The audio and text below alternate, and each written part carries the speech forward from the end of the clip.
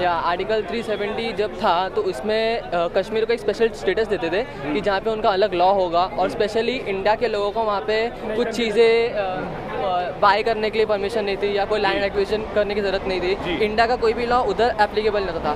But after abrogation of article 37 ये सारे restriction हट गए एंड कश्मीर को एक इंटीग्रल पार्ट माना गया इंडिया का। देश का हिस्सा कश्मीर तो है, ये तो कंफर्म है, लोग माने या ना माने, ठीक है।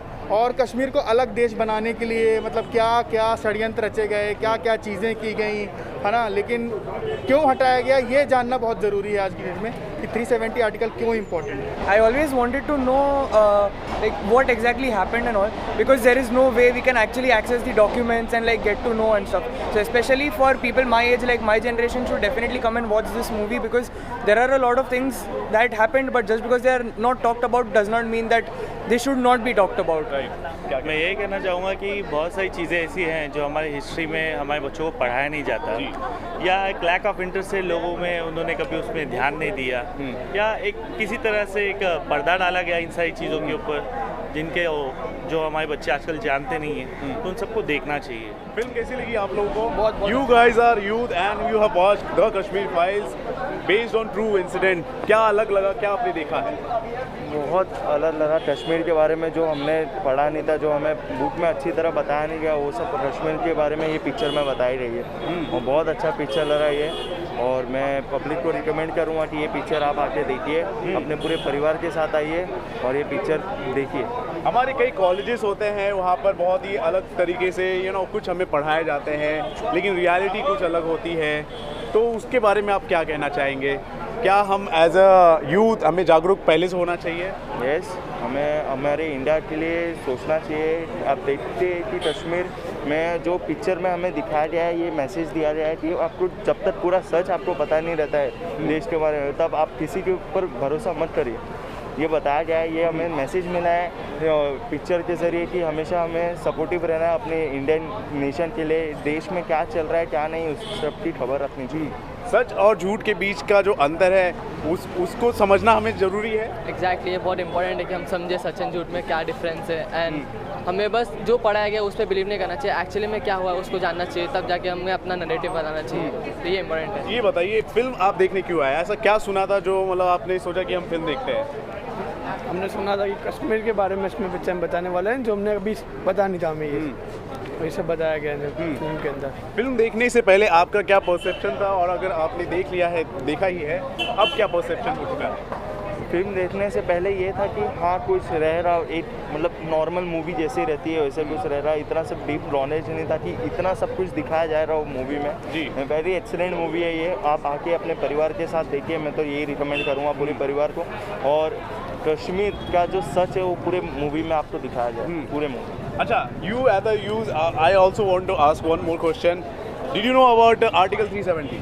या आर्टिकल 370 जब था तो उसमें कश्मीर को एक स्पेशल स्टेटस देते थे कि जहाँ पे उनका अलग लॉ होगा, और स्पेशली इंडिया के लोगों को वहाँ पे कुछ चीज़ें बाय करने के लिए परमिशन नहीं थी या कोई लैंड एक्विजिशन करने की ज़रूरत नहीं थी।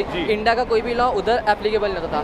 But after abrogation of article 37 ये सारे रिस्ट्रिक्शन हट गए एंड कश्मीर को एक इंटीग्रल पार्ट माना गया इंडिया का, उनका RPC हटा दिया गया, इंडियन सिटीजन्स को राइट दिया उधर प्रॉपर्टी बाय करने का। तो ये काफ़ी डिस्क्रिमिनेटिंग नहीं था, और 70 साल हो चुके थे फिर भी वो सेक्शन लगा हुआ था। एग्जैक्टली, थोड़ा लेकिन हमें अवेयर नहीं था, हम आवाज़ नहीं उठा पाए। एग्जैक्टली, तो बोलना चाहे तो 2014 के पहले तो ये सब चीज़ें बातें उठी नहीं थी, बट 2014 के बाद ये सब चीज़ लाइट में आने लग गई, और फिर हमें सब पता चला कि, और हमें पता चला कि ऐसा क्यों हो रहा है। And being a law student हमेशा हम लोग ऐसा पढ़ते थे कि this act applies to whole of India except Jammu and Kashmir. ये सब चीज़ें हम लोग को बहुत ऐसा होता है कि भाई इट इज़ ऑलवेज दैट कि जम्मू एंड कश्मीर में अप्लाई नहीं हो रहा है, but after abrogation of article 370 ये अब नहीं होगा एप्लीकेबल, और ये एक्चुअली अच्छी बात है इंडिया के लिए। ओके, लास्टली आप सभी जो यूथ है उनको क्या कहना चाहेंगे? आपने फिल्म देखा है, आप आके फिल्म देखिए, फिल्म देखना चाहिए आपको। जी, आप? हाँ, फिल्म देखना चाहिए, ये फिल्म मस्त है, ये आपको ये नॉलेज दे रहा है, आपको ये फिल्म कि अपने देश में क्या चल रहा था और अब क्या हो गया है, अपना देश कितना आगे बढ़ चुका है, ये फिल्म आपको जानकारी देगा, तो must watch.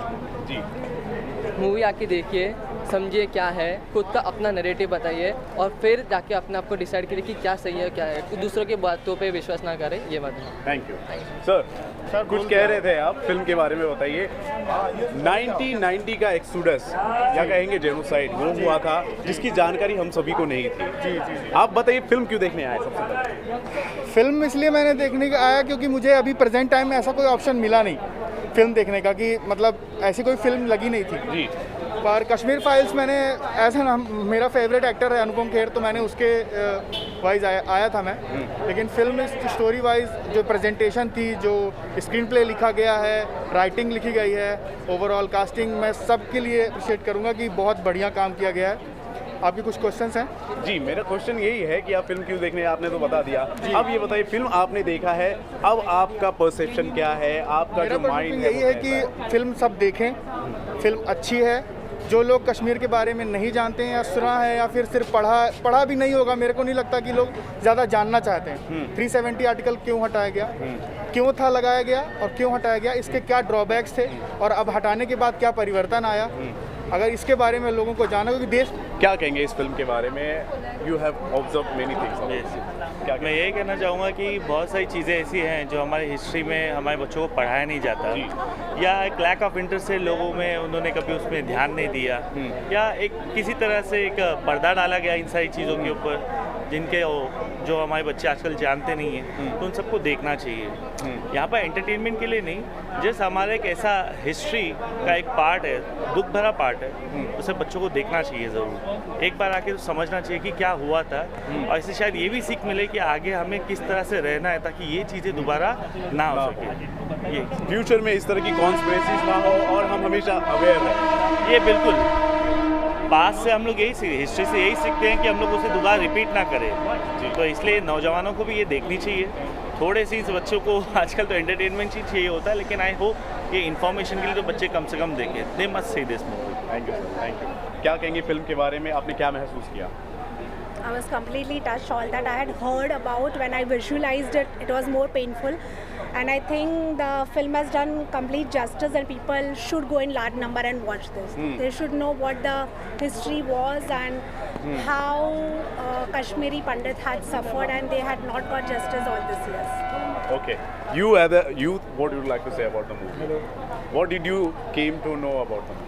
About everything. So basically all these things, like we had just heard about it, and that too with very bare minimum of knowledge. So I always wanted to know like what exactly happened and all, because there is no way we can actually access the documents and like get to know and stuff. So especially for people my age, like my generation, should definitely come and watch this movie, because there are a lot of things that happened, but just because they are not talked about does not mean that they should not be talked about. Right. So like knowledge really empowers people, and people should get to know what actually happened, even though how bloody and gory it was.